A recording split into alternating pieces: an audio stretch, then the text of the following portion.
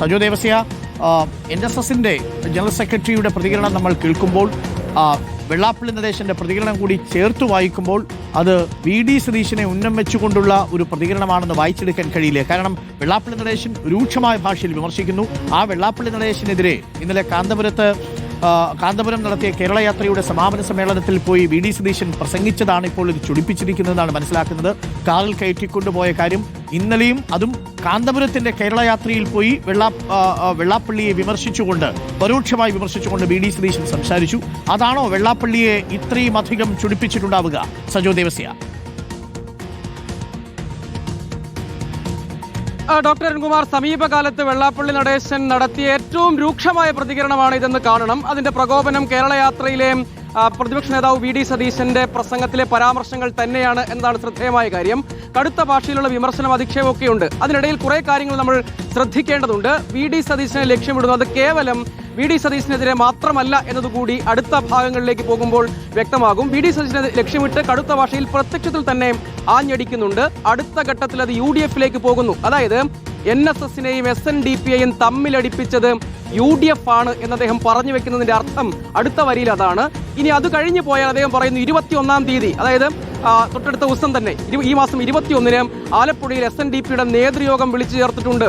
ഈ വിഷയങ്ങളെല്ലാം ഞങ്ങൾ വിശദമായി ചർച്ച ചെയ്യും, ഭാവി പരിപാടി തീരുമാനിക്കും. അതായത് പുതിയൊരു സാമുദായിക സമവാക്യം രൂപപ്പെടുത്താനുള്ള ശ്രമത്തിന് തുടക്കമിടുന്നു എന്നാണ് അദ്ദേഹം പറഞ്ഞതിന്റെ അർത്ഥം. ആലപ്പുഴയിൽ നടക്കാൻ പോകുന്ന യോഗം പ്രധാനമാണ്. അത് കഴിഞ്ഞ് അടുത്ത ഘട്ടത്തിലേക്ക് പോകുന്നു. NSSുമായി ഇനി തർക്കത്തിനില്ല, കൊമ്പ് കോർക്കാനില്ല, ഐക്യം അനിവാര്യമാണ്, പെരുന്നയിലേക്ക് ക്ഷണിച്ചാൽ പോകും എന്ന് അദ്ദേഹം പറഞ്ഞു വെക്കുകയാണ്. അതായത് ഇനി ഏതെങ്കിലും നിലയ്ക്ക് NSSുമായി തർക്കത്തിനില്ല, ഭൂരിപക്ഷ സമുദായങ്ങളുടെ ഒരു ഐക്യം രൂപപ്പെടുത്താൻ പോകുന്നു. നേരത്തെ ഇതേ SNDP യോഗം ജനറൽ സെക്രട്ടറി തന്നെ നായാടി മുതൽ നമ്പൂതിരി വരെ എന്ന മുദ്രാവാക്യം ഉയർത്തിയിട്ടുണ്ട്. ഇടക്കാലത്ത് അതില്ലാതായി പോവുകയാണ് ചെയ്തത്. അതിന് ചെറിയൊരു മാറ്റം വരുത്തി അത് നായാടി മുതൽ നസ്രാണി വരെ എന്നാക്കി മാറ്റുന്നു. അങ്ങനെ അദ്ദേഹം പുതിയ ഒരു യുദ്ധപ്രഖ്യാപനം എന്ന് പറയുമ്പോൾ അത് പ്രതിപക്ഷ നേതാവിൽ നിന്ന് തുടങ്ങുന്നതാണെങ്കിലും ആത്യന്തികമായി പിന്നീട് അദ്ദേഹം പറഞ്ഞു വെക്കുന്നത് ലീഗിനെതിരായ വിമർശനങ്ങൾ ഉൾപ്പെടെ ചൂണ്ടിക്കാണിച്ചുകൊണ്ട് അത് UDF-ലേക്ക് കൂടി നീട്ടാൻ, അതായത് നേരത്തെ അദ്ദേഹം പ്രതിപക്ഷ നേതാവിനെതിരെ തന്നെ രൂക്ഷമായ വിമർശനങ്ങൾ ഉന്നയിച്ചു പോരുകയായിരുന്നു.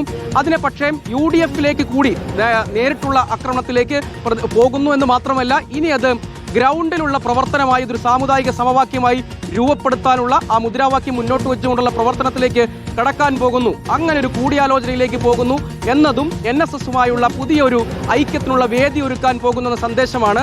അത് ഉറപ്പായും ഒരു തുറന്ന യുദ്ധപ്രഖ്യാപനമാണ്. ആ നീക്കങ്ങളാണ് ഇനി നടക്കാൻ പോകുന്നത് എന്ന് അദ്ദേഹം പറഞ്ഞു വെക്കുന്നത് വെറുതെ പറയുകയില്ല. ഈ കാര്യങ്ങൾ ആ നിലയ്ക്ക് മുന്നോട്ട് വെക്കുകയാണ്. അപ്പോൾ അദ്ദേഹം ഒരു യുദ്ധപ്രഖ്യാപനത്തിന്റെ നീക്കങ്ങൾ എന്താണ് എന്നത് തന്നെ തുറന്നു പറയുന്നു.